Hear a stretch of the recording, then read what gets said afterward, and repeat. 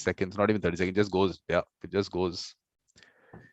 So Iván, thank you very much. Thank you very much for doing this. It's really nice of you to do that, because first of all, I mean, the jams by the fellowship experience, but the main thing is the work that you are doing in Peru. I think is wonderful. I mean, the world needs that model. Well, we can talk about that for sure. Yes. Yeah. And thank you so much, for the invitation. I know that you have been interviewing many of the JAMS and Weinstein Fellows. And I've seen some of those interviews, and really, they're not only informative, they are, magical. So seriously, that's such kind words. I mean, this is really nice. When you hear these kind of things, it makes my day, kind of thing. Yeah. Well, I think everything was so well done, and people, people are not only talking about what they do, their work experience, but also people talking, from their heart, and that's something I value very much. Yeah, exactly. I think that is what I enjoy. The fact that it comes from the heart, and that I think is the most important part, which is getting missed out in the world in general. So I think that actually connects me with people. I was just yesterday, there was this lecture that I had with Michael Lang and Zofnart, and I was just talking about this aspect that, look, like you came in, we haven't spoken before, but right now we just connect as if we know each other. So that's the kind of connection. Once it comes from the heart, that the connection just is immediate. I was trying to explain to her, we were talking about a universal concept of connecting people, and I was trying to explain this. I don't know whether she actually understood that part, but I feel there is something to that. I don't know what you feel about that. Yeah. Well, I agree, especially because we're in this field. We're not only dealing with issues, we're not only dealing with problems, we're dealing with people, and people have their own experiences, their feelings. When they come to you, I mean, just regarding mediation, we can talk also about consensus building processes and all the more complex problem-solving processes. But people bring also their stories, their frustration, their fears, their emotions, and we have to take them into account, not only because that's a major force that leads people to act or to react, but because that's part of humanity. Yeah. And that's part of the problem too. I mean, in terms of part of the complexity of the problem. Absolutely. So if we don't acknowledge that side, we are just basically acting like robots. Maybe there's no more need of mediators. What we need is just artificial intelligence, and that would be it. But no, we have to acknowledge that, and we have to know how to convey, the importance of sharing about your inner life as well. Well, interestingly, today, later at 10:30 p.m. India time, I'm launching Vision 2026. So basically, everyone's vision, you're also going to be there, part of that, to actually talk about your vision. So basically, one vision that I have is heart, soul, and spirituality is something that should be part of the profession and part of the practice. So that's which is coming up. I'll show you this aspect. I'll take you through that later. Sure. But I tell you, interestingly, there is a Shadia in Indonesia. She's based in Indonesia, but she works on conflict where there's violence. And she says that these people, call them whatever, freedom fighters, terrorists, whatever you want to call them. Everyone has their names for the person involved. But she says that actually, when she talks to them, they actually break down. These are people with their guns in their hand and they're fighting, and they break down, they cry, some of them. Once you go from the heart and you connect with the heart, I mean, these are the kind of things that come out from that. You should watch her session in the symposium. Is like speaker number 96. I don't know whether you saw, there's a playlist of the symposium that I organized. I don't know whether you saw that. There is this. In August and September, I did a symposium on mediation in our culture and traditions. So they were Oh, up to, I mean, she's 96, and so Professor Sukhsim Ranjit Singh from Pepperdine, he's 97. It was actually the closing yeah, address. I know him. Yeah, I know him. But that was, He's yeah, great. that was a closing address. But after that, we had a few sessions recorded. So I'm saying 97 speakers from 40 plus countries. And speaking Wow. about what the experience like, Louis, obviously he's been part of his that show that I do in Conversation with the Beautiful Mind. He of course has explained the work that he's doing there, but in the symposium he gave a short form 1 hour presentation. In that show it was a little longer, 2.5 or some 2 hours. So there was interesting sessions. You must, if you get time, see some of them. Sure. I will look for it. Yeah, But definitely. but the important thing is you have to introduce yourself. That is the most important part. Introduce myself. Oh, you're talking about identity. Kind of complicated sometimes. Um, well, let me see. Well, let's start with the professional and then we get into the personal. I'm a lawyer. But well, I'm a lawyer on paper, I would say, because I have the law degree, never practiced law. And I am much more identified with being a mediator, a facilitator, a conflict analyst. And I have been already doing this work for, well, 30 years or so. And well, I got a degree from from Syracuse University in New York. There's this master's degree in international relations with a focus on conflict resolution. And a couple of years ago, I got another degree, which is very, very exciting. It's a master's degree on gender studies, which helped me a lot to improve my practice in conflict transformation and dialogue processes. And at the moment, and I have been doing this for also 15 years or more, I am part of an NGO called Pro Dialogo or Pro Dialogue, Prevention and Resolution of Conflicts. And I'm based in Lima, Peru.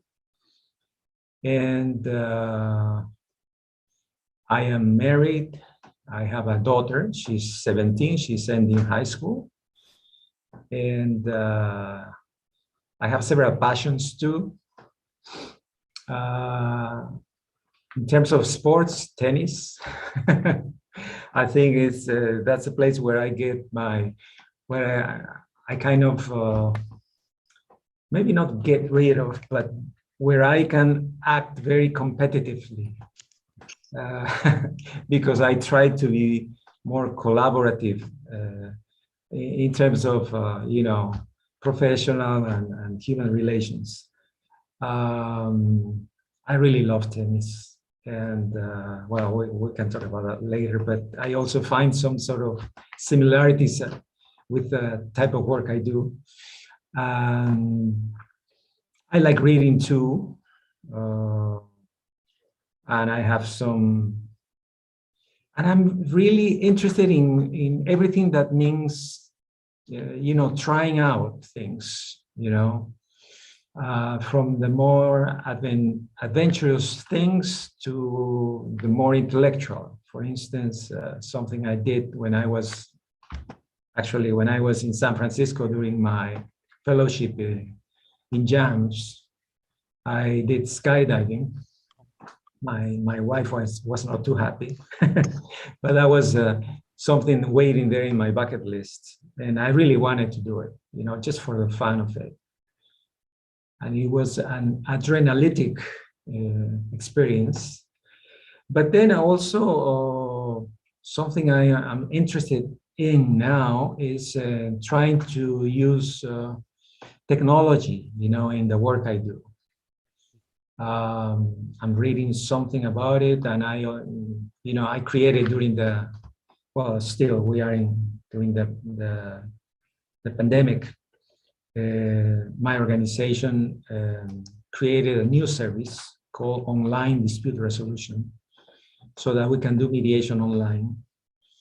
And as many people started to do it, and actually I have been doing that for over 10 years since I am a mediator for workplace disputes in the World Bank. And but anyway, I'm very much interested in trying out things, you know. And during this pandemic, I think it's very clear that if you don't change, if you don't adjust to change, you're going to face many problems, you know. And I also like reading, especially literature related to the internal armed conflict here in Peru during the 80s and 90s. Probably you know this. There was a really horrific internal armed conflict here between the government and the Shining Path and other guerrilla group, actually terrorist groups. And it was a serious and very traumatic time. But more than just the historic side of it, I'm more interested about the stories related to that traumatic time. And during the last years, many writers, men and women, have been writing about episodes and stories that, for me at least, are fascinating, and that bring so much memories of what have experienced, you know. It was a very traumatic time because many of us lost people, friends or relatives. One way or another, we were affected by the conflict. Now that's over, basically over. It's very much focused in one area in which there are more drug dealing than actually political activity. But anyway, those are the things that keep me moving. You know, my tennis, my family, and cooking also. During the pandemic, I learned how to cook Peruvian food, which is well recognized, at least here in Latin America. And I just enjoy, you know, the little things that life bring to us, you know, those little meaningful moments that you can share with friends and family, and that unfortunately have been severely blocked by the pandemic, you know. So little by little, we're going back into that, but still, you know, there's this third wave that is starting to grow now. I mean, pandemic wave that we are starting to face now in the country. So, but I was just thinking that now finally you've picked up a life skill. Cooking is something that's going to be useful to you out of everything. But how much time do you get to play tennis? For how long? Well, I started just before the end of the century, the end of the millennium, in 1999 or so. Actually, my father was an army officer, and he was also he was a jog, actually, you know, as Americans say. He loved the sports. He played basketball, tennis, and he was very, very coordinated, you know. And the funny thing is that we always went to all these army clubs, and whenever I tried to play with my father, it was impossible because, you know, somebody with higher rank will show up, and my father would say, yes, my colonel, yes, colonel, yes, general, and I would have to say bye-bye. And, you know, I got so frustrated. But then, you know, my brother got into tennis a few years before I did, and he said, you know, why don't you try? And as soon as I tried, I realized that it was a quite challenging sport, you know, because maybe I can elaborate more on this and related to the work I do. It requires a lot of concentration, actually, you know. It's like playing, I always tell this to my little nephew who loves chess. I say it's like playing chess, but within a huge field. He still doesn't get it, but I say, well, once you get into tennis, because he's trying to get into it during this coming summer. But I said, you know, it's like playing chess because you have several moves you can do, but you have to kind of think in advance what the other guy is going to probably, or where the other guy is going to move to. So you have to, you know, deceive the other person. You have to change also your kind of pattern that you develop during the game. And you have to be extremely concentrated and also ready to react to what the other guy is going to do as well, because probably the other guy is doing about the same kind of thinking.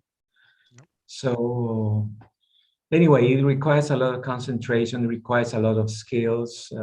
Every time you hit a ball, it's not like hitting, you know, using a broom and hitting a ball or something like that. I mean, every single, I don't know if you've played tennis, but every time you hit that ball, there is a technique, there is a kind of science to it, you know, the speed, the effect, the way you bend your knees, you move your bodies. People think that in order to play tennis, you need a strong arm. No, you need strong and fast legs to get there and hit the ball right. And then you need thinking, strategy, and good behavior. You know, you can, I mean, you have to be, it's supposed to be a gentleman's sport. Now you have, it's not only for men, but I mean, you have to be very respectful of the other as well. So those are things, you know, that are related to the work we do as well. Concentration, to kind of see in advance what the other people might do, might think. Of course, you don't have everything under control, and so you have to keep cool, relaxed, and be ready to respond. So those are the things that seem to me very, very common between the things we do and that sport. Yeah, because I think every sport is like that. I'll just show you my pinned tweet on my Twitter. I'll put this tweet up, and this is my pinned tweet, and I'm showing you this. This is what I play golf. For me, whatever you said, it resonates with me. But this is what Arnold Palmer said about golf, and I said, "Isn't this like mediation?" Yeah. Remember reading this at some point. Let me see. Golf is deceptively simple, and I can't even see that part. Okay.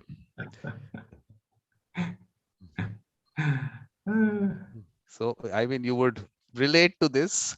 I don't know.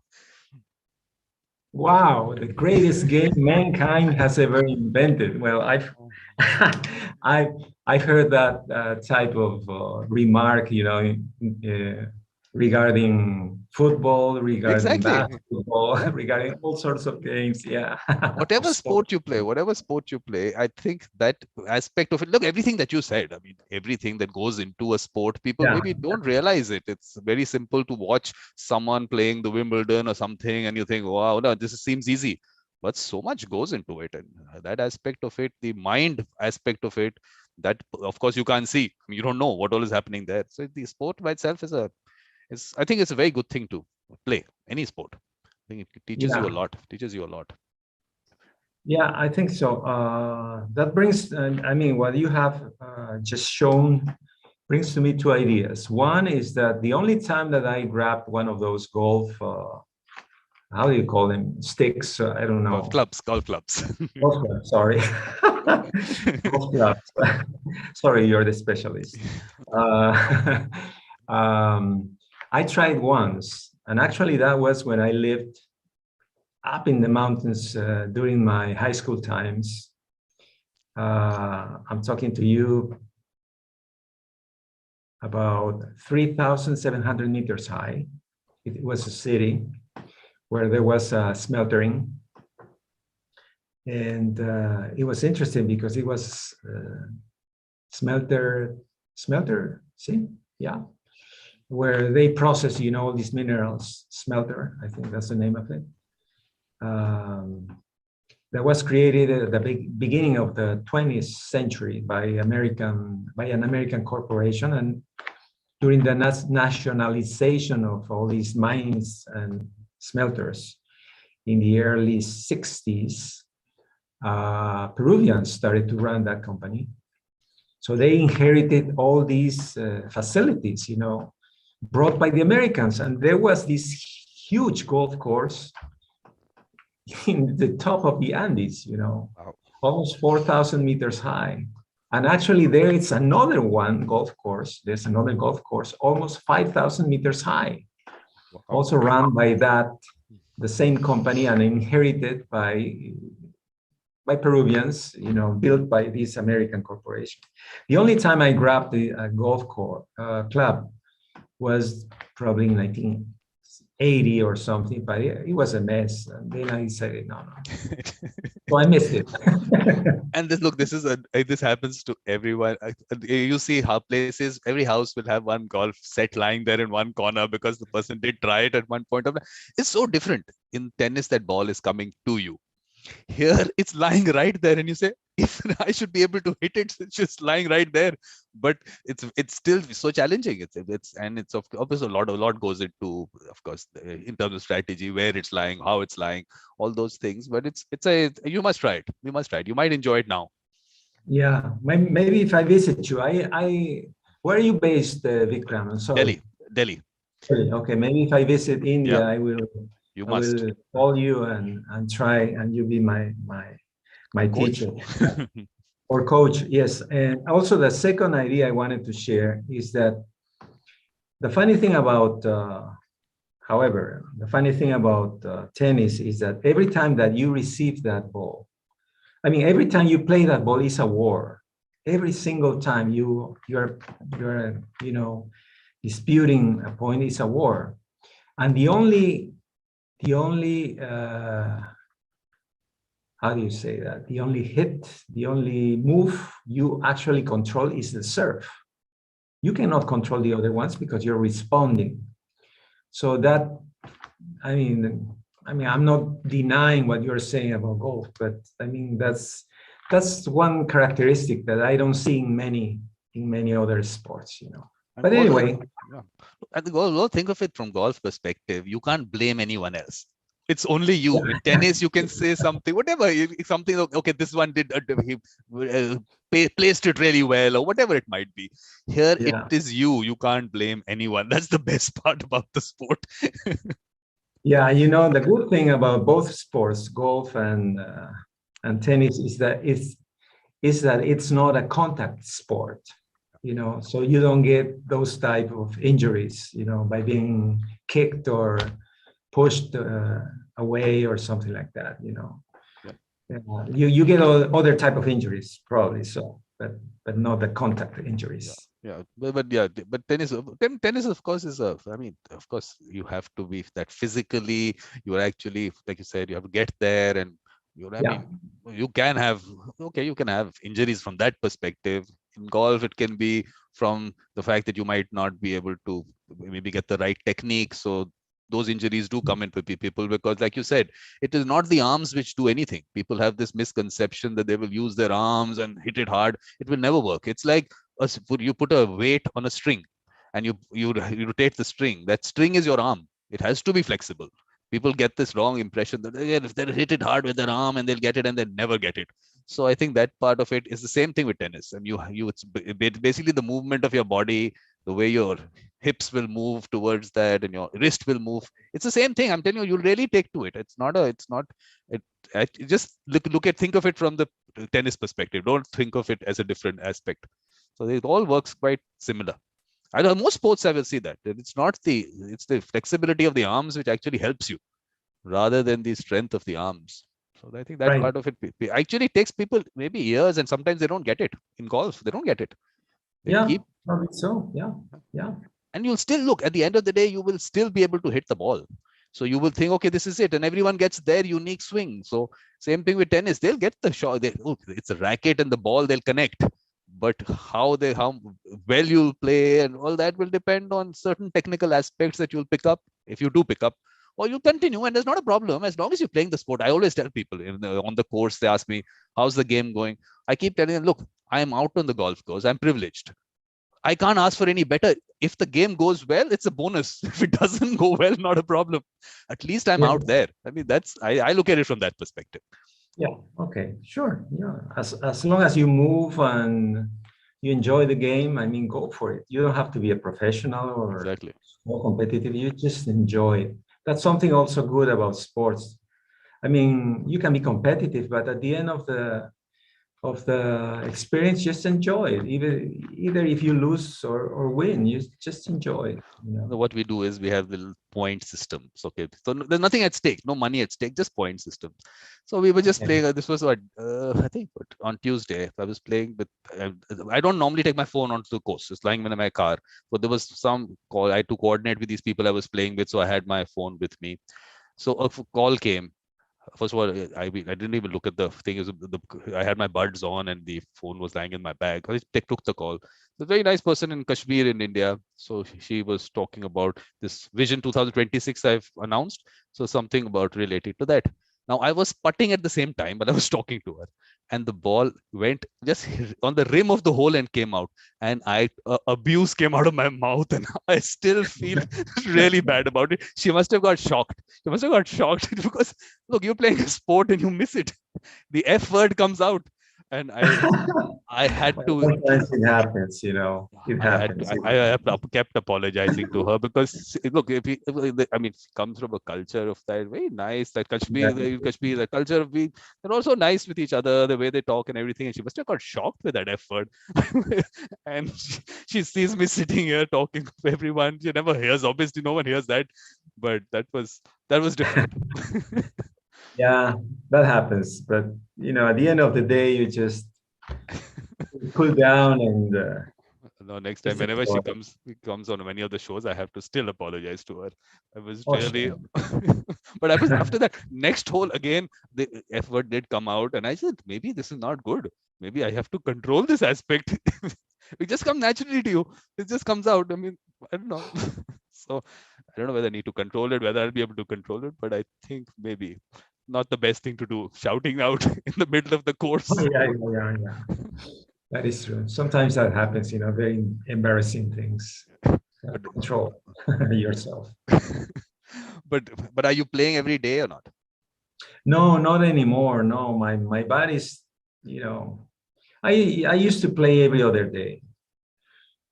But then I got this injury because I had, you know, during the last 20 years that I have been practicing tennis, I had like 4 injuries.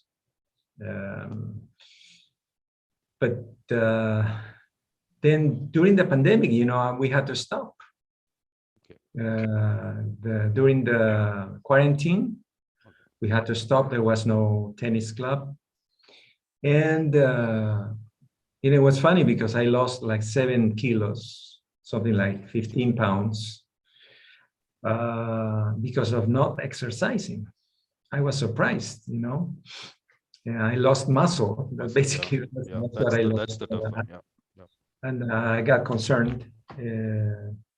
So I kind of slew down, and then I developed this injury, which is a hernia here in the neck. Mm-hmm.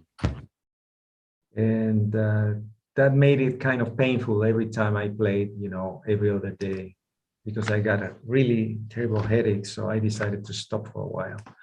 But now I'm better. I'm playing maybe once or twice a week or so. Then I do swimming too, you know, just to keep in shape. Because tennis is one of those sports, because I know someone who plays golf with. Come in, not now, it's quite some time I haven't played with him. But he's 80 plus, and he has his regular game of tennis, and he would play golf also. So I think that way age factor, obviously good thing that the age factor is not there. People are playing it in whatever way. I mean, maybe that vigorous game might not be happening, but at least you can keep playing the sport. Sure. Yeah, that's what I decided. At the beginning, I was kind of frustrating, a little depressed, because for me, it was part of my life. You know, exactly. 6 a.m, I was in the court playing for 1 or 2 hours, and And suddenly, boom, had to stop because of the hernia and then the pandemic, the quarantine. But then I realized, no, you don't have to force your body. Yeah, you don't. My hinges were asking for some sort of, slow down. And so I said, yeah. No, it has to be a zero injury thing. You have to, I mean, even if you have a little pain somewhere, it's better to rest it out and do not aggravate it.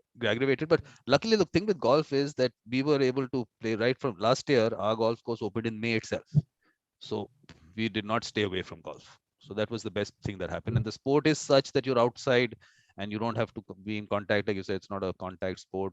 So that was very good, because if I had to stay away from that, I don't know, that would have affected things definitely. But I think there was what 2 months. I think 2 months we were still on lockdown.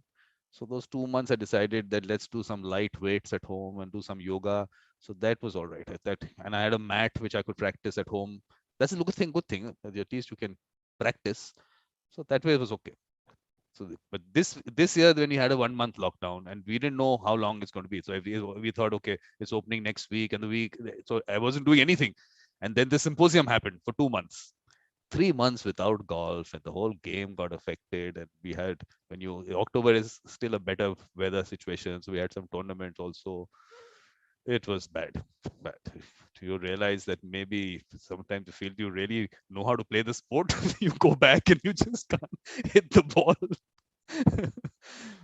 So, but otherwise, main thing is the JAMS fellowship. You have to take us through that. How it started, the process started, and how it went on. That aspect is that's important. The other pro diaglo is also important. We are going to talk about that, but I think the JAMS fellowship aspect. Yeah. Well, I learned about that fellowship thanks to a colleague, a Catalan colleague, Paco Jimenez Salinas, who also is a fellow, a Weinstein fellow. And I met this guy, Paco, when we were facilitating a consensus building process for the Inter-American Development Bank. Yes. And well, we got together, we worked as a team. That was probably in 2016 or so. And he told me about this fellowship. I had no idea that it existed. So I applied and I got in. For me, it was a wonderful experience, first because, the people at JAMS, especially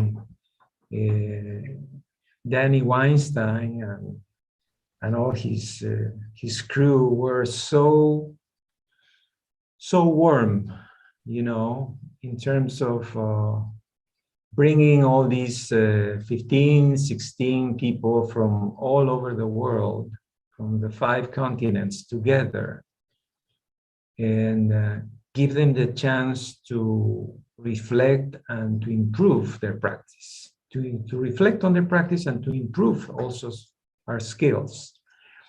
Probably you know this because I have been listening to several of the interviews, but you get like a fund. You have to write first the project, because you get some funding from the Weinstein International Foundation and JAMS. And you get some funding and you have to describe how you're going to invest, what you're gonna get. And what most people do is basically focus on some sort of training program and then on being part of a mediation organization or maybe JAMS at headquarters in San Francisco or any other city throughout the States. And then you start, shadowing mediations. And that's what I actually did. I took a course in Harvard. They have a negotiation and consensus building program there in Boston, Massachusetts, and I had the chance to go there. And I took a course on complex mediation or multi-party mediation. I don't remember much about the name of it, which was closely related to the type of work I do here at home. dealing with communities, with companies, with the state, and because of environmental conflicts or because social conflict in general. And I was, well, just an opening here, a kind of section here, but I was really pleased to see that what we were doing here at home related very much to the Harvard model, so to speak. And well, going back to the JAMS and Weinstein experience, that's one important side, whomever is interested in applying to the fellowship must clearly know where to go, where to get this type of exposure, to the academic, to more of the knowledge side of mediation. And then you have to think about where to apply this, where to shadow or serve the type of mediation that you are interested in. And I chose JAMS headquarters, not because they do multi-party mediations, the type of environmental conflicts that I do, but because of the complexity in the types of disputes that they manage. And because I was interested in their model. Something that is very fascinating about the JAMS model is that they rarely convey all the parties in one room. Mostly they shuttle from one room to another. So the parties, at the most, they have 15 or 20 minutes just to debrief about their case, their position, and their legal stance. And after those 15, 20 minutes, each of them go to their separate rooms. And the one shuttling from one room to the other is the mediator. And, they do that, throughout the day from 8 a.m. till 5 p.m. They had lunch there. Their facilities are really nice. The view is spectacular of the Bay, San Francisco Bay. I don't know if you know San Francisco, but it's a beautiful city. And so they have everything they need so that people really focus on the dispute for the whole day. They can bring their lawyers. They have, all the equipment necessary. They want to get email, printouts, and they got food, drinks. And, for me, it was fascinating. I got a lot of interesting ideas from it because I always thought that there was this model in which you have to gather people and always talk, more like the transformative model, But these guys are not necessarily into this. There's a legal dispute in the middle. So what they want to do sometimes is just to settle that and, look forward and forget about what happened before and settle the dispute. Well, I'm just thinking for you, it's so different that here now the work that you are doing in this work, it's not going to happen in a day. It's going to take years that is going to happen. And you're going to be in an environment which will be so different from a JAMS office. You'll be on the ground. So it's quite a contrast. I'm just thinking. Yeah, it is. It is. But, the good thing is that we also had other type of activities. Ivan, can you, 1 second, I can hold you this. Christina wants to come in. I don't think she knows that this show is only between both of us. Let me just tell her. Let her get her in. 1 second, I'll just tell her that. Okay. Actually, Diana was also there. I should have let her in and told her this. People think that this, because they see it happening on YouTube, they think that people are invited for that, but it is only between both of us. So let me just tell her that. I think it'd be. Sure, not a problem. Christina is actually in Cyprus. So that we just, because I think it will be a little impolite if I don't get her in. Christina, this show is only between me and the guest. Okay. Visitors not allowed, but you can meet Ivan. He's doing excellent work in Peru. So you can say hi to him and then I'll send you out. Hello. Okay. Hi, Christina. Christina got okay. So I'll see you at night. You come into the 10:30 thing. I'll see you there. So yeah.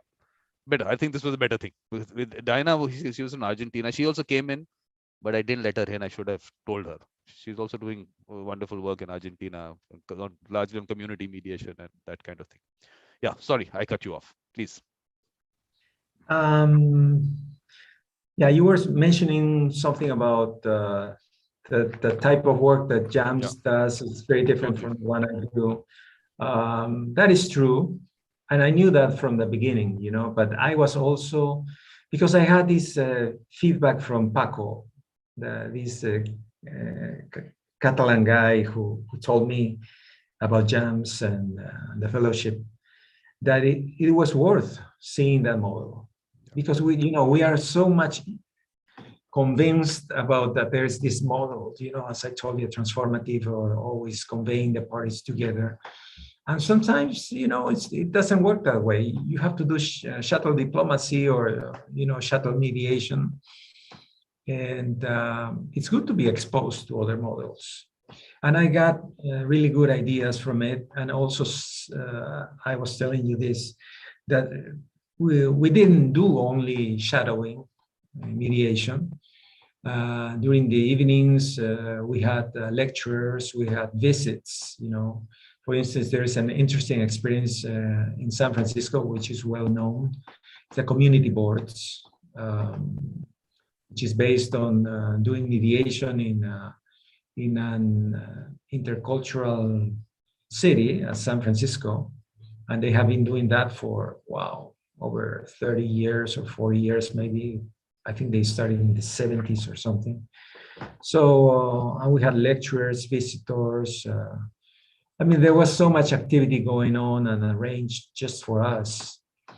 And I got some ideas, for instance, from, I'm really bad at names. Colin. He's very respected in the field of online dispute resolution. Colin Rule. Yeah, Colin Rule. And he actually turned out to be a really nice guy. We had a nice conversation. And I got inspired by him, with this idea of ODR at Peru, and starting mediation and also using technology for innovation, in dispute resolution. So that's, as I told you at the beginning, that's something that my organization is starting to do. So it's not only being there and shadowing and observing the model, but being exposed to lectures, activities, visits, and also a good number of the fellows were there as well. So you get exposed to several inputs. Colin's session in the symposium, he was of course talking about the future and all those things. Interesting. So that I think he was speaker number 51, I think. I don't know, we'll have to check, but I'll tell you how to get to the speakers. I'll show you how on the website, I'll show you that. But but I'm just thinking, but in your work, do you also have largely shuttle kind of situation, or you actually have these people getting together, the communities and the companies? Are they coming together a lot of times, or are they separately, you talk to them? Well, these are very complex conflicts. Maybe some background on this. Probably it's very common throughout especially the developing world. It was basically 10 or 12 years in which the price of metals went extremely high because of the demand of metals from China. It was probably between 2003, 2013, 2014.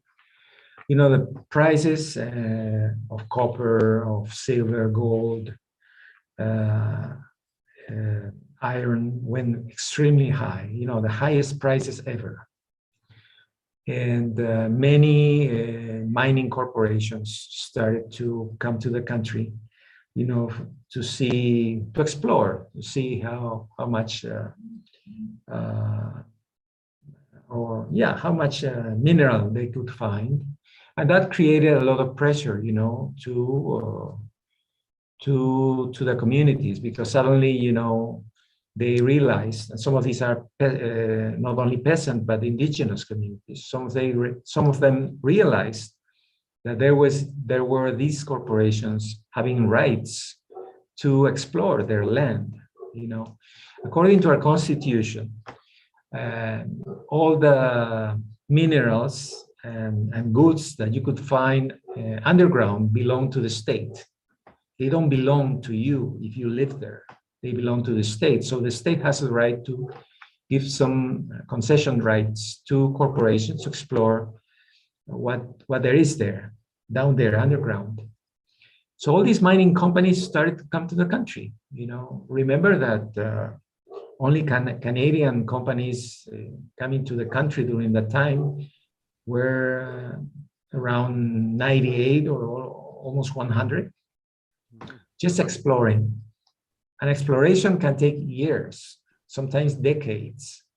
But still, you know, you have all these trucks coming, you have camps, mining camps installed with most of the time, you know, very good living conditions compared to the conditions that you will find in the communities, because our peasant communities, most of them are having really a hard life, you know, kids, undernourished kids, maternal death, high rates of that, etc. You know, poverty, under poverty level, basically population under poverty level. And that created a lot of expectations as well from the communities. What are we going to get from you guys? Because you have a right. We didn't know you had a right to come and do exploration. So what are we going to get here? That was one question, but there were other questions as well. Why are you coming here? How about our water? You know, because we have seen in previous mining projects how the river was polluted, how our lagoons or lakes have been extremely polluted, and they have never recovered from that. And so you had, on the one hand, communities who were absolutely opposed to the coming of any mining industry. And on the other hand, you had communities who were doubtful about welcoming this type of activity. And we can talk about this third group of communities who would say no to you, I mean to the mining company, but as a way of starting a negotiation. So you needed somebody to do this type of work. And that's where we come, you know, to the picture. And actually, what we usually do is because we were mostly contacted by mining companies who were interested in the type of work we do. And maybe I should show you also to make this a bit more visual. You can allow me to share. Please, you can share. But what I really liked, Ivan, was the fact that the communities really respected you people. I think that was the important part, which I saw from the videos that you sent me. Yeah, that's right. Well, I show you this picture that I really like very much. And I believe that this represents the type of work that Pro Diálogo, my organization, does. This is actually a painting that represents a ritual that every June is done by two indigenous communities in the highlands of southern Peru. It's called the Queshuachaca. Maybe I should go here. Well, you can read it here, Queshuachaca. Chaca, this is a Quechua language, the language from the Incas. You know, the Inca culture was very important here in South America. And Chaca means bridge, and Quesua is like straw, you know. And so these two communities gather every June during the first 2 weeks of June, and they gather, bringing a lot of straw that grows.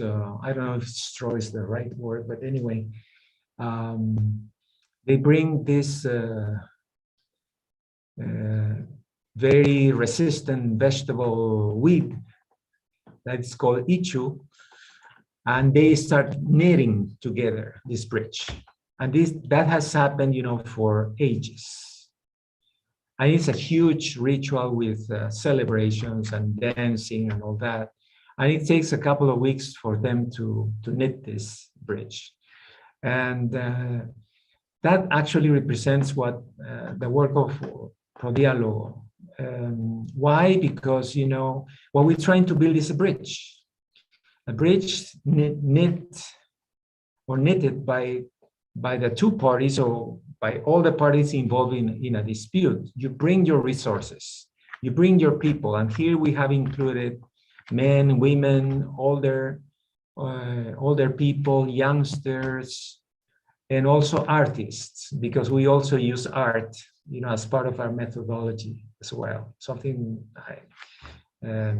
I have not mentioned, but we have another project in which we have developed problem solving.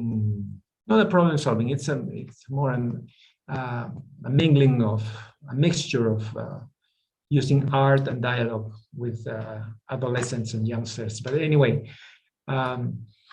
so we try to build this bridge, and whenever we accept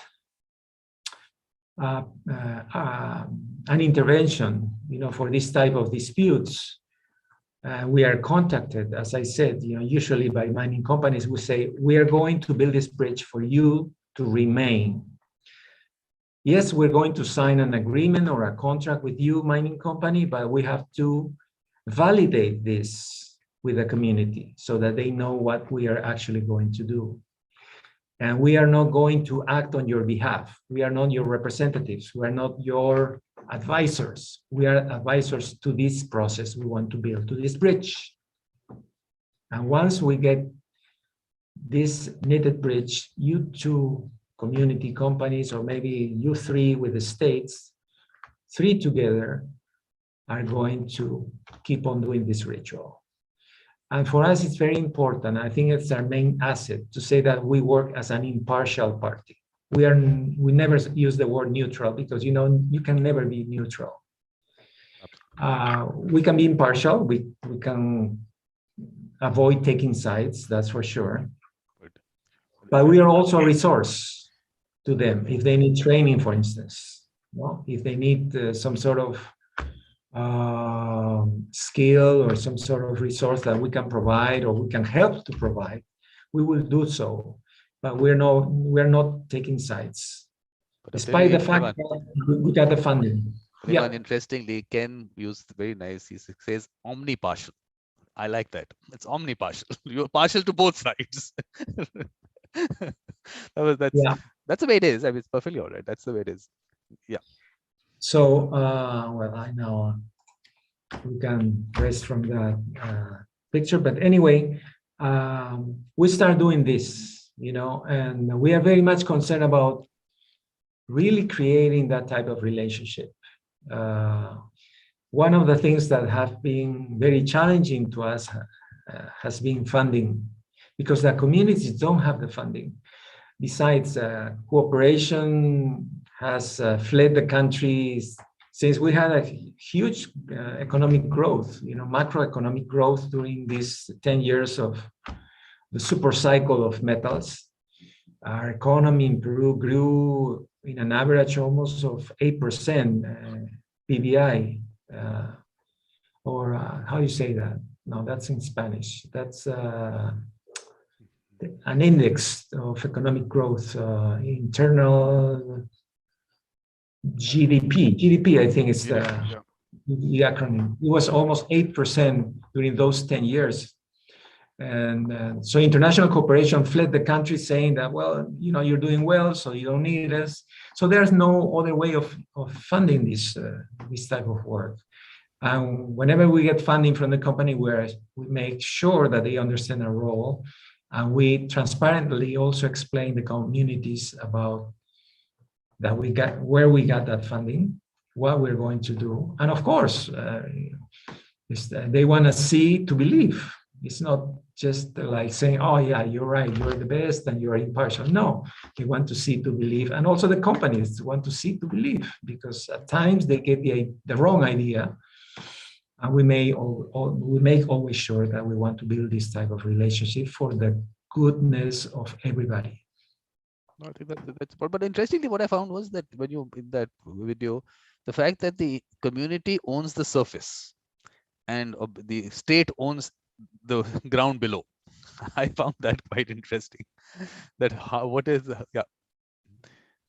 Yeah, I mean, that's the type of legal system we have. You know, I think in the States, if you own the land, you own everything beneath or underground, but not here. So that creates a lot of tension, you know, because there are some, especially indigenous peoples, they say, well, I don't care about what the Constitution says, you know. All my ancestors have lived here for centuries, and we don't want mining companies. And in that case, we don't participate, we respect their decision. We're never going to force anybody to get into any problem solving if they don't want to get that type of relationship. Yeah, no, I just find that quite, I mean, of course, difficult for you to explain to them that aspect that, okay, you only own this surface out there, the land below is not yours. How do you even explain to someone that it's such a, I mean, and I don't know what depth has been mentioned, that up till what depth they own it and what depth the state owns it. I don't know how clear that is. You would know better, you would tell us better on that. Well, usually the communities know that. I mean, there have been a lot of discussion about this. I do not think that communities are demanding a change on this type of regulation. Mm-hmm. What they demand nowadays is to be consulted, and actually there is a right of done by the International Labor, or written by the International Labor Organization, is the Covenant 169 on consulting indigenous communities whenever their rights are being affected by any state decision. So in this case, if there is a lot of discussion whether this type of concessions to the underground should be firstly consulted to the indigenous communities, especially because Peru has ratified this covenant in the early 1990s, but has never consulted any indigenous peasants when conceding these concession rights to the mining companies. That has created a lot of tension. But there's no discussion about why the state has the right to give this concession right to exploit or explore underground assets, you know. There's another suggestion that I have heard long ago, is which is related to the idea of becoming partners, you know, corporations and communities becoming partner of a mining project, for instance. That's an idea, and I think in Canada that has been implemented. But still here, we don't have that. We don't have that. Some of the more progressive agreements between mining companies and communities have been providing, you know, development project funding, social responsibility, I mean, within the social responsibility framework, and in some cases, even a percentage of their utilities, or I mean, income, utilities, no. This word, a percentage of their, how do you call that? Revenues, yes, of their yearly revenues to the community, so that they can use this money for projects. And that creates also more tension because, you know, every now and then the communities want to increase the percentage or more benefits, they want jobs. I mean, it's a never-ending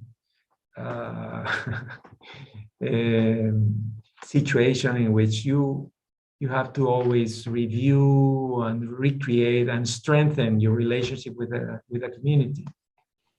Yeah. But the important thing is that to be able to bring that kind of trust and create that kind of trust, because that part of it must be the most difficult part, because for them there is there's money involved, and there of course their whole, I mean, I don't know how many get displaced because of the mining, or do they still stay in their own, with that whole community in terms of where they stays the same. I don't know what that, of course you'll tell us, but the fact is that you are actually affecting their lives, and for them, I mean, it's something which I'm sure not easy. How you built it, and how much time it took, you have to tell us that. That's important. Yeah, I think it's very complex. Every case is very different from the other. At the same time, it has some similarities. Unfortunately, one of the things that is very clear to us is that the state is not present in those areas, unfortunately. And the communities are, you know, pressuring the corporations to provide health services, educational services, things that the state should, supply. At the moment, for instance, we are having a lot of problems with in this type of relationship, not only between communities and mining companies, but also with the state. Because for the first time, Peruvians have elected a left-wing government. And this government has taken, is in office since the end of July this year. And that has created a lot of expectations from the communities who are demanding more benefits to the mining companies. But at the same time, there are types of leaderships who are, playing their own game as well. This is not a situation in which you have good and bad guys. No, there's so much complexity. Even within the community, you have great leaderships, men, women, who are really interested in development, in improving the living conditions of communities, who are fighting against any type of threat or actual risk in terms of their living conditions, in terms of their natural resources, in terms of the environment. But on the other hand, you also have all these leaders, who are trying to get some sort of personal benefit, political benefit, economic benefit. And on the side of the mining companies, you have very serious mining companies trying to do their best, in terms of social, environmental, safety.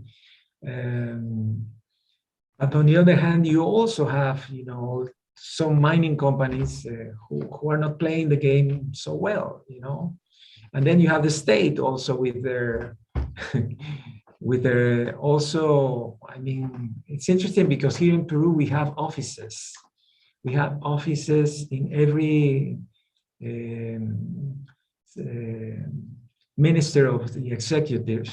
We have offices specialized in the management of social conflict. We also have a main office within the presidential office, which is also kind of the general manager of all these offices. And it's interesting to see that sometimes they do not coordinate well. There are all these spaces or offices which are dealing their own, handling of the situation with their own interests, and it's a complex situation. That's where you come in, man. That's where you come in. That's why you come in, because that's how the situation is on the ground. So I think that's important for people like you are required. But the main thing, the setup that you've done, this kind of setup that you have these offices for social conflict resolution and your president's office and all. I think that model you need to take to the world. You have to give consultancy to countries on this. Yeah, actually, you know, the UNDP, the United Nations Development Program, you know, they have offices throughout the world, and they have recognized that Peru has a very impressive experience on this type of management of social conflict. First, the idea of creating specialized offices in the executive, in every secretarial office, and also some of the regional offices, or no, regional governments, because Peru has like 24 regions, divided into 24 regions, and there are governors there. And every one of these 24 regions have also offices or people in charge of dealing with the regional conflicts as well. And also there's a very good practice related to dialogue processes, because that's the only way you can deal when the situation, you know, comes up, you know, to the surface. I asked Diana to just come in and say hi to you. She, I think, is connected to you on LinkedIn and Facebook, she said. So I said, just come and say hi to Ivan, and then I'll send you out, because I was feeling really bad. She came in and I didn't let her in. So she's just come. She's connected. She's had some signal problem. She's out in the country somewhere. So that. Okay. Yeah, so I think but in your the regional governments, are they totally independent, or it is all centrally, you just have one central government? No, they are totally independent, so to speak. I mean, they depends on the funding, you know, from the executive. That's an interesting concern. But anyway, they are supposed to be totally independent, but related to the national government, and they are elected, you know, every 4 years. So Diana, you want to unmute yourself, say it. But is it Ivan, or Ivan is all right, no? That's how you pronounce it, Ivan. Yes. Diana, you want to say hi to Ivan? You'll have to unmute yourself and say hi to him.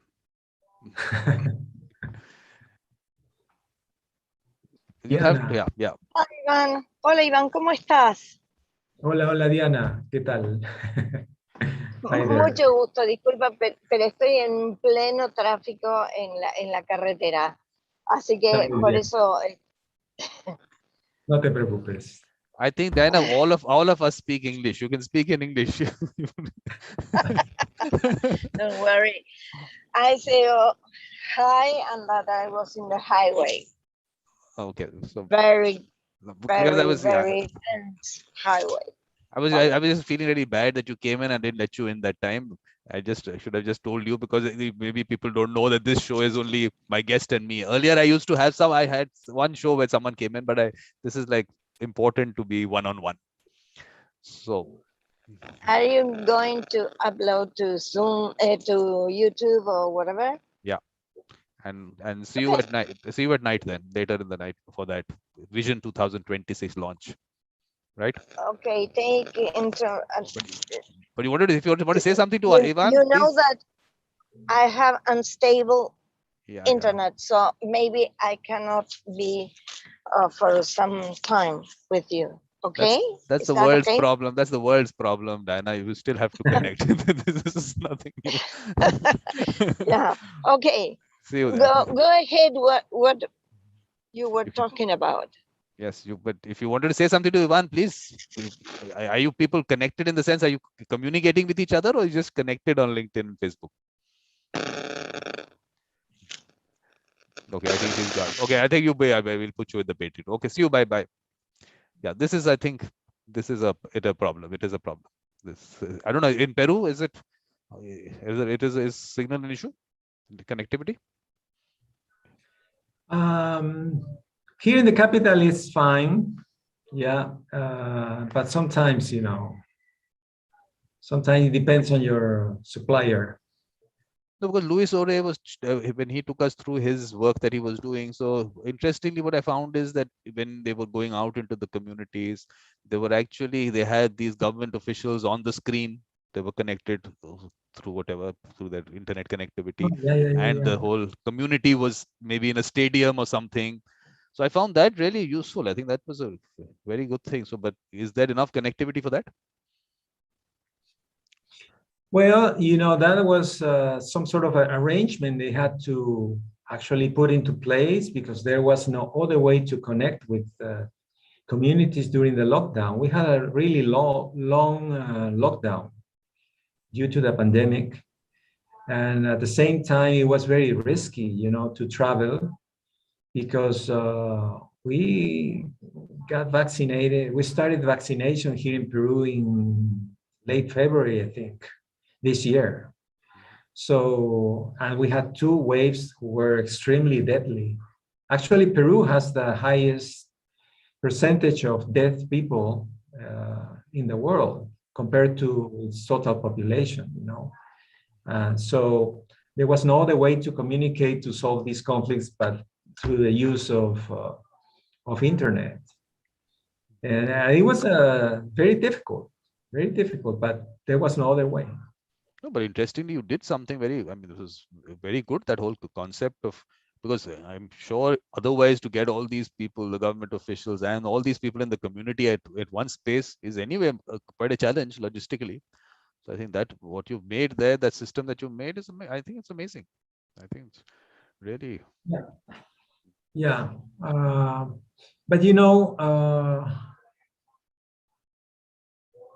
sometimes it's very complicated. There are chances in which you have to go there no matter how, because of the dynamics that all these leaders may have. And I have lived that. I can tell you that by experience, because at one time, I had a facilitation with some indigenous leaders, and it was extremely difficult to read between the lines because, you depend on a camera, the camera doesn't move well, the light is not the best, you don't know what's going on in that room, and it was actually a mess. That meeting was actually, for me, a mess, very frustrating. But then once I got there in person, I understood more the dynamics. It was more well managed. But that's what when it was impossible to travel, that was the only way you could deal with these type of disputes. But now you are also doing work in Ecuador or somewhere there? Because I think Luis Ore was saying he was doing some work in Ecuador also. No. Actually, we had experience working in Bolivia, in Argentina, and also we're part of dialogue networks in Latin America. This was a project funded by the European Union. That was almost like 8 years ago or so. We got some interesting funding. As I told you before, Peru has a very good experience in terms of dialogue practice, not only from the state side, but also from civil society organizations. There's an interesting network called the Network of Dialogue on Mining and Sustainable Development, who has already 21 years of existence, I'll tell you a story very briefly. 2-3 people from the civil society organizations, NGO, who are very critical about mining, got together with 2-3 people from the mining sector, mining company, and they decided to talk about the conflicts that they were starting to see and the tensions that they were seeing already. And I think they were conveyed by the Canadian embassy or so. But anyway, it was interesting because after that discussion, they realized that they could talk, that they are human beings and they could talk respectfully. I mean, something crazy, you know. But they realized that it was a good talk and they could exchange ideas, and that the other persons were not as aggressive or stubborn as they thought they were. And suddenly, you know, they started to develop these monthly meetings and invite other people here and there.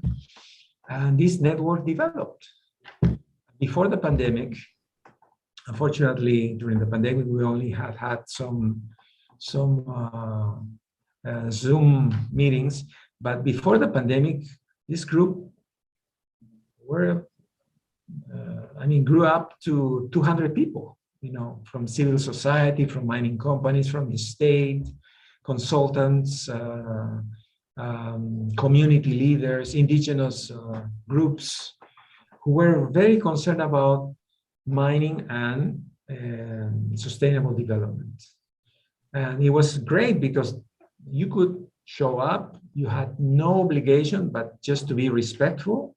And if there was any initiative, you kind of arrange a working group and develop an initiative, and it's up to you to decide. I mean, to the network to decide what to do with that report, for instance. And some of those reports have already influenced public policy. So there is a very important practice in terms of dialogue, and we, with this, we were part of this project funded by the European Union. We decided to expand this practice and connect this practice that was followed by other countries, by civil society organizations in other countries in Latin America, in Mexico, in Dominican Republic, in Colombia, in Ecuador, in Argentina, in Chile, and in Brazil. So, as I told you before, this practice on dialogue and conflict management in Peru, I think, has been also inspirational to other countries.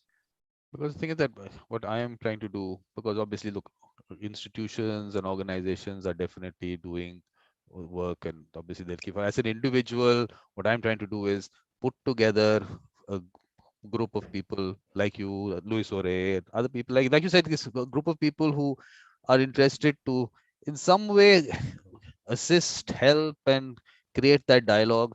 So this Vision 2026 that I'm talking about, which of course gets launched today, let me also show you what is happening on that. So I have to show you this first. Let me show you that slide first, and then I'll show you from the website what the plan is. So when the first thing, every slide of mine starts with this. This is what it starts with. My symposium, my Woodstock of mediation, as Rafael Lobo from Mexico put it, and I really, then I'll just get you in by 1 minute. I know you're raising your hand, I'll just get you in. So this is obviously, this was a big thing. I mean, in the sense, it started off, I thought a few people in August, and then it went on to August and September, and more than 90 speakers. So this was good. So this is what happens today. Basically, I call this Vision 2026 and the evolution of mediators and mediation. So this is, of course, Ken will give his vision, and he's already given his part. There is a video I've already uploaded. We had a preliminary discussion where I put him on the spot. I said spontaneously, what is your vision for 2026? So that part of it, but we take that forward from here. So after that, I have a show called Evolution of a Mediator. So all these people have been on that show. So I just got a get together of all these people. That's, of course, just to thank them. One is to, of course, thank them, and just the fact that these people are going to be like mentors, visionaries. So they will also, I mean, I will show you what the plan is. So they will have a role to play for people around the world who are wanting to do good things. I mean, senior mediators there, and I mean, all wonderful people there. So now what I will do is I will show you from the website what the, only on the vision part of it, of course, website, there are other things. It's simple. But 1 second. So because of this social problem solving is, so this is that the Vision 2026 section on the website. So this is what it's all about. So this has happened today.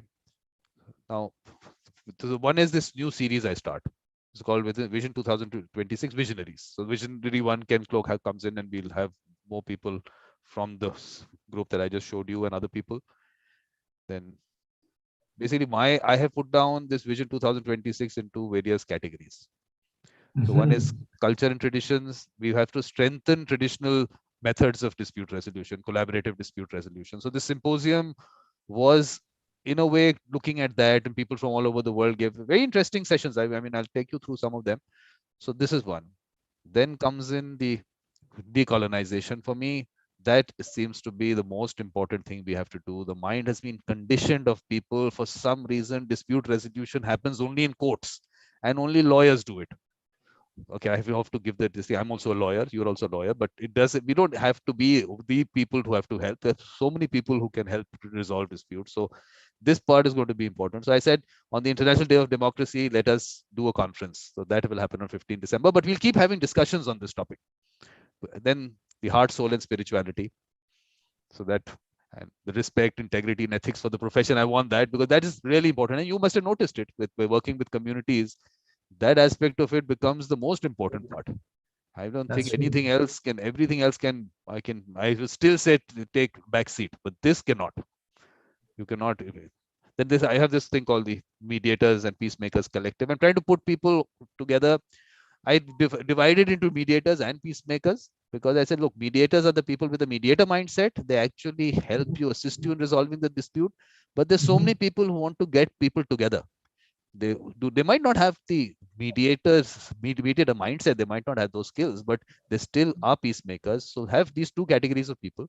And all I said was, I'll put together 1,000 mediators in the Mediators Collective. And I'm saying mediators, these are people with the mediator mindset. This training and all, I don't go by that. That I'll talk about that later. But if I put in 1,000 and they bring in 1,000, we have 1 million people on both sides, million mediators and mediators, 1 million peacemakers. We can actually change, but that second layer is not happening. It's stuck with people just connecting on a social level. So this is now I decided I'll have to take that in my hand, and I have to get those groups together. We actually start putting work together. So 18th May is actually Ken's birthday. So I said, let's do call it the International Mediators Day, and start the conference of that. And 19th July, I will not tell you the significance of that, but that's the International Peace Day. I'll let you guess what the significance of that is. Then the culture of mediation and culture of peace that we have to develop. Now, communities within communities, this is not the work that you do is I will come under that social problem solving, but community within the communities to develop that whole culture, and we actually identify those people with the mediator mindset within the communities and take them forward. Children, obviously important. So I don't see that. So you have the International Young Peacemakers Conference coincide with the World Children's Day. Profession development has to happen. I mean, that part of it, we have to have people totally being full-time mediators.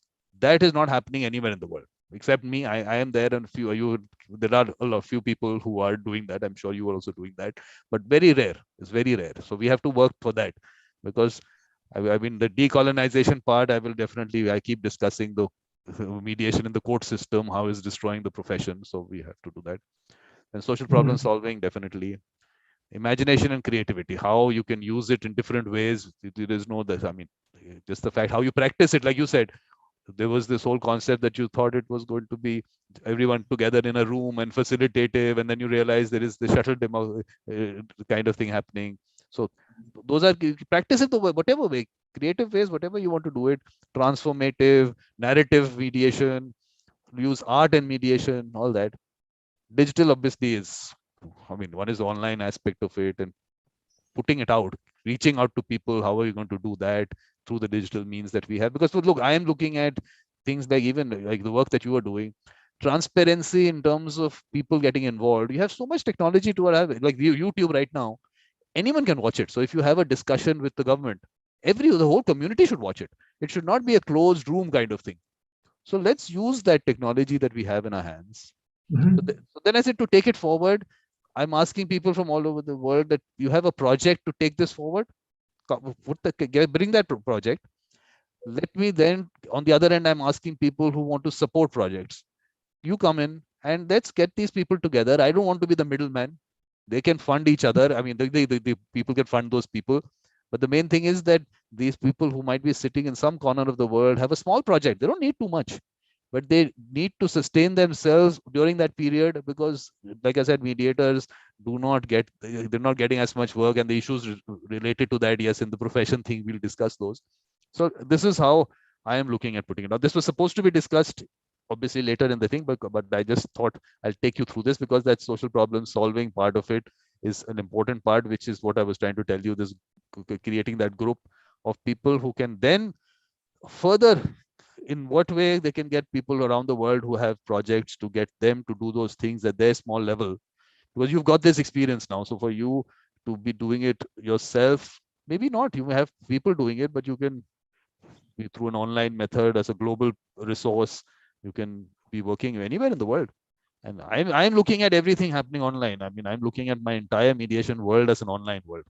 Yes, we'll play golf together. Yes, but the mediation part, we'll do all that online. Because that golf course on the Andes, yes, that has to be visited. Yeah, you're right. Yeah, I think so. You know, I was also reading the list of topics that you have there. And if you allow me to maybe suggest one topic. Yes, please. Something that I find very interesting, and I realize that people are getting more interested in it, is the issue of gender, women and men, and masculinities in conflicts, you know. As I told you at the beginning, I got this degree in gender studies, a master's degree in gender studies, because most of these dynamics related to social conflicts are well, I'll show you one thing. Yeah. The women are there. They're mobilizing, they're moving, they're marching, they're protesting.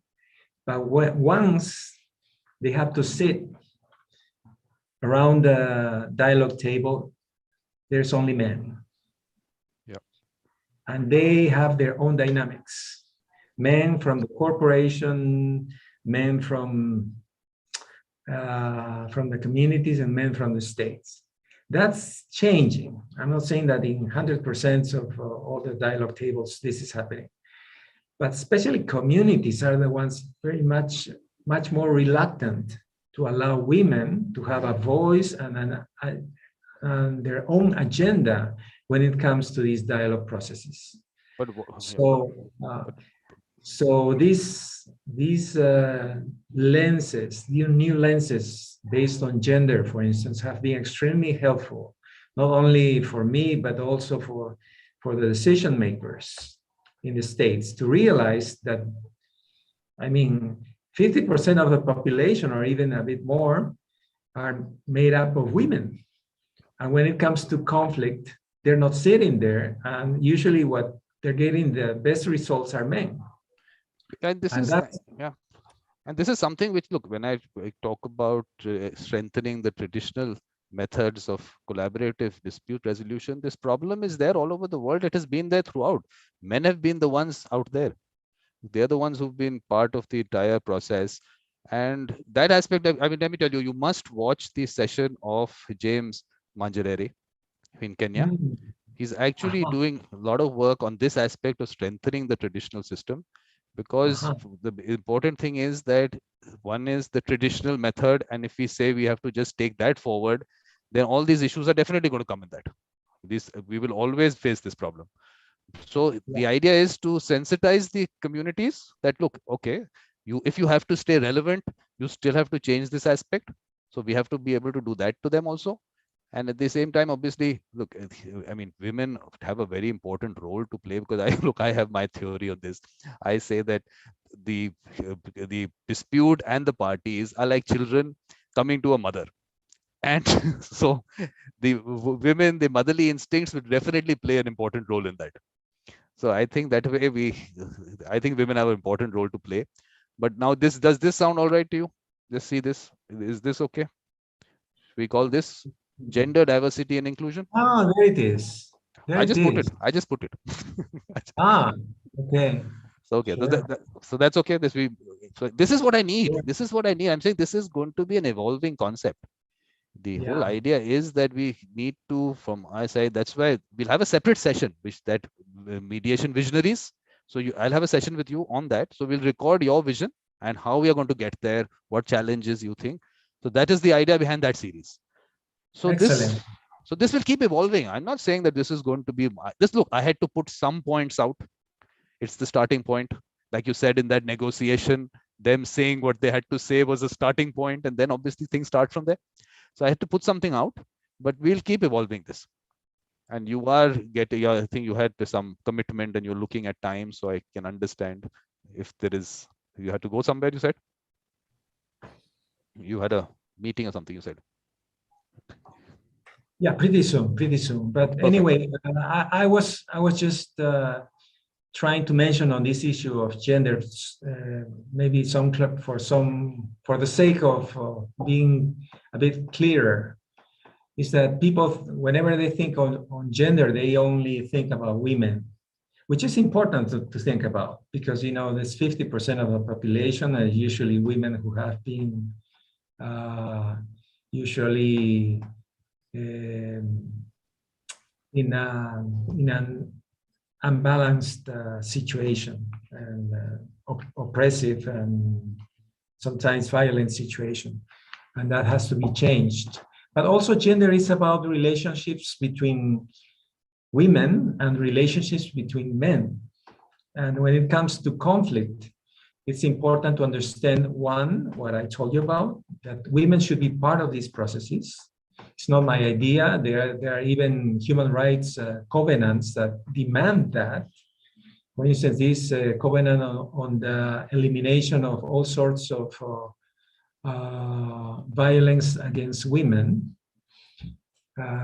based from the, I'm terrible at dates, but I think it's been ratified for over 20 years or so.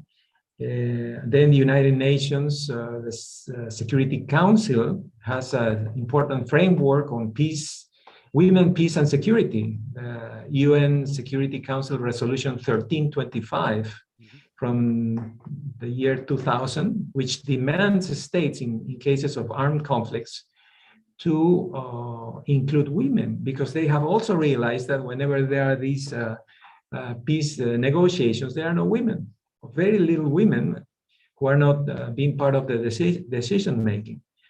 And also realize that, okay, you have to include women, be more inclusive, but also important to deal with men. How do you promote change, you know, with all these leaders, with men, to make them think in more inclusive terms, and to make them think in a more collaborative way?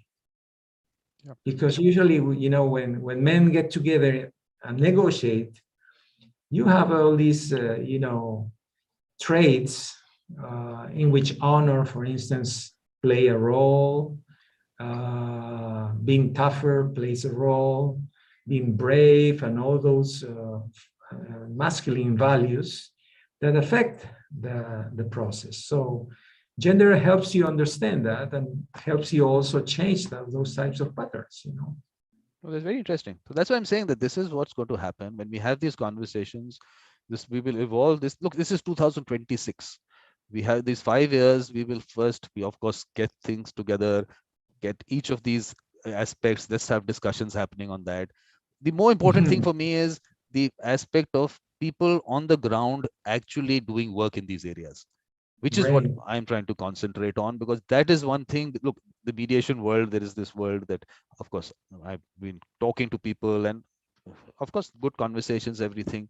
Now we have to use these people to, in some way, mentor the people who are actually wanting to do things on the ground. Because look, you won't have too much time. You have to do your projects also, but you'll have enough time to at least guide. The person takes it forward, maybe another week or 2 weeks or 1 month later, to see what progress they're doing. So that it becomes like a project that you take, and we can actually ask these, whoever wants to fund, your time can also be funded. That person who's working on the ground, that time can also be funded, but finally it should become a profit center. you should not need funding after that. You should be able to get work, whoever you're doing it for. If you're doing it for communities, communities should value mediators. They should value the process. They should pay for it. It should not be the whole free thing that has been happening, that mediators have to rise above everything. They don't have houses to run. They don't have stomachs stuck to their bodies. They just have to do things for free. No, the people have to value it, pay for it. So, but the first thing is, of course, getting the flavor of mediation, and people should understand how it works and what. So that we can give some time for that. I don't have a problem on that. But at some point of time, we need people to do it as an independent thing. And so that's the kind of, this is, it's a vision. It's a vision. We are going to refine the whole concept. Your practical experience will change things. We'll be able to take it in a better way. But the conversation, I'm starting the conversation. That's what I'm doing. Great. And 10:30 today, India time, please drop in. The link is the same. The link is the same. Just drop in. And that's just, I mean, of course, meet people, interact with whatever. Look, not too much interaction does happen that time, because obviously there will be no more, maybe be shortage of time with Ken and other people, let's say. But at least drop in. It will be nice to just introduce ourselves. That's how to. Well, great, and I see that you're getting this Keswachaka concept, being the one promoting the knitting. Yeah. The mediators, the peace builders, and all the people are doing wonderful things throughout the world. So congratulations. But as an individual only, I keep saying, I don't want to institutionalize it. For me, support me, send me a gift, be it in cash, be it in kind, whatever. But I will never want to create that umbrella organization, because I was talking to Ken about it, that video that I've uploaded. I was asking him, because he was founded that Mediators Beyond Borders. So I was asking him how. So he was talking about his experience and about how bureaucratic things happen and all those things that come up. I said, let's not go that direction. There are already people doing that work. I'm sure they're doing good work. I don't even know what they're doing. So I'm sure they're doing good work. But let's work as individuals. So I'm trying to get individuals together. And each individual has the capacity to do so much. I'm saying, I give my example, that the fact that only individual, nothing, no help, no assistance, nothing. If I can put up a symposium with almost 100 speakers from 40 plus countries, and then I have whatever these shows that I do and everything. So each individual can do so much. And that's what I want. These 1,000 people that I said, let's get these 1,000 people with the mediator mindset together, the 1,000 people who have the peacemaker mindset. If they can reach out and do the same thing, imagine how many people we can reach. Just imagine, I mean, just like I said, 1,000 reaching 1,000, that's all. What is in the next 5 years? What is it? I've already, in my shows and everything, already, I think there must have been in this year itself, I think must have been about 150, 200 people who have in some way got connected. And these are people who've been out there in the shows. Otherwise, yes, connecting people, otherwise, of course, is larger. So how much time will it take? 1,000 into 1,000, 1,000,000 people, Ivan. That's things can change. But you have to be involved in that. You have to, in some way, get people together. And these are people, like I said, with the mediator mindset. I know this whole training and all, you'll hear me talking about a lot of times. Some people just have the natural ability. You can't make mediators. If people think they can make mediators in some factory, 40-hour factory or something, I think they're mistaken. And that's why maybe the profession did not develop the way it should. I want those people in the communities who are already trusted. But I mean, when you are also working with communities, there's some people who have a certain mindset of a collaborative mindset and want to bring people together and have that communication. And some people don't. So to make the people who don't and say, let's spend our time making the people who don't into people like that, why spend so much time on that? Let's take these people already there. They already have it. So let's take them forward. Later, if the community learns from this and some people come out from that, that's damn good. That process should keep happening. But first, the people who are there, let's bring them forward, get them into the profession. That's the way I'm looking at it. And your guy, I mean, you will obviously, with your practical experience and all, you'll add to it. So these are thoughts. These are thoughts which I'm putting out. Well, thank you. Thank you for sharing those ideas. And I really look forward to seeing those presentations. You're going to be part of the process, Ivan. So you're not just a viewer. You are creating. You have to create. So that's how it has to happen. Because if good individuals get together and they start doing work together, that whole process can become, I mean, that multiplier effect that can happen. but as individuals, not try to get into an organization thing and then try to work together. I think everyone works as individuals, come together for a project. I mean, I used to give example of the film industry. Actors come in, director comes in, producer comes in, all these other, they were all, earlier, they were all independent people. Now, of course, they set up organized, I mean, these companies got set up and they got these people as employees under those companies, some of them. But otherwise, it was such a beautiful thing. You come in for a film from all parts, you have your skills, and because of your skill, you're coming in, and then you just finish the project and you're out into another project. So that, I think, is the kind of model which really should work. But Ivan, you haven't now. Okay, well, I took you away from the JAMS fellowship. Anything else you want to talk about it, like a concluding thing on the JAMS fellowship? Please do that. Otherwise, this will be supposed to be for.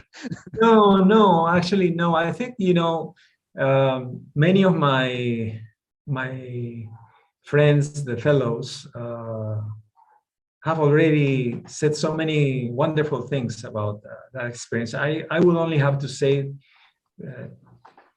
that I strongly recommend that anybody who believes that can be benefited from that experience apply, because it's a wonderful experience. I have been lucky to be in other types of learning experiences. This is a very good one.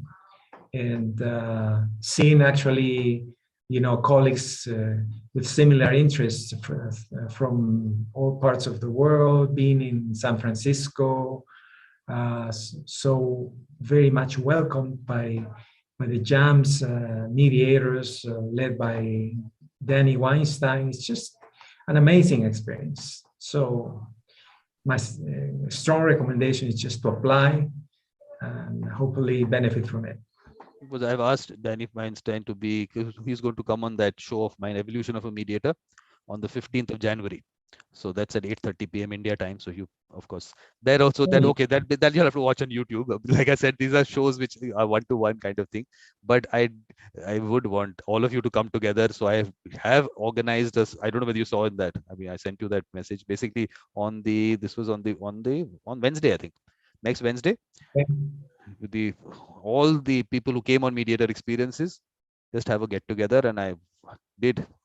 No, that's on Thursday, on 23rd at 7 o'clock India time. I did send a message to Danny Weinstein also that that would be wonderful. Yeah, all the fellows will like to see you also. Let's see if he responds. He hasn't responded to that yet, but all of you should come together. At least all the fellows can, of course, meet each other. That'll be a nice thing. So that's on Thursday, 23rd, 7 o'clock. I've sent that message to you. I don't know whether you've okay. I will check it out. And the link is the same. This is the same link. So you have all the information now. Even if you haven't seen my message, you have all the information. The time is there. You see, we started at 6:30 India time. That's at 7 o'clock India time. Link is available to you. So now you don't have any excuse. It's on record that you were told all the information was given to you. Okay, I'll write it down in my agenda. Sure. Yes, definitely. So it'll be nice. So anything else? Any concluding remarks, please? What would you like to? Concluding remarks. Just thank you, for your time and your enthusiasm, which is really extremely contagious. And I really look up to you because you are doing so much for the field and connecting people, bringing new ideas. And, I don't know how much time I would need to spend in order to see all the videos and interviews with all these wonderful people, doing wonderful things throughout the world. But amazing work. Thank you so much, Vikram. Thank you very much for your kind words. And like you said, maybe watching everything will become difficult because Evolution of a Mediator, there are about 22 whatever episodes already.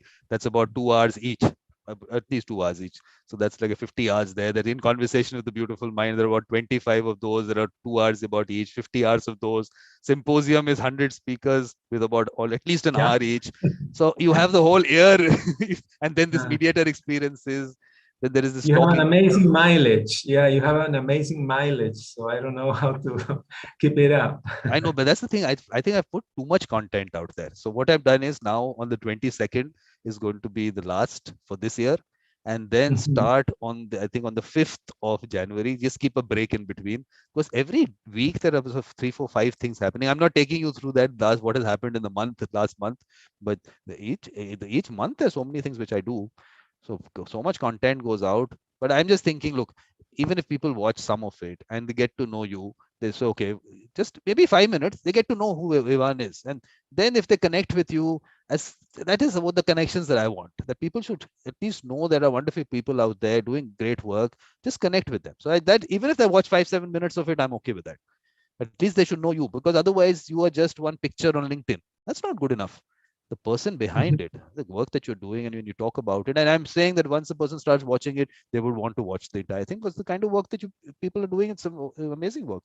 So that is the whole idea behind it, because that In Conversation with the Beautiful Mind, that show I started for that reason, because I was speaking to because I do commercial work. So I was speaking to a legal head of a company, and I was telling them, you must try mediation.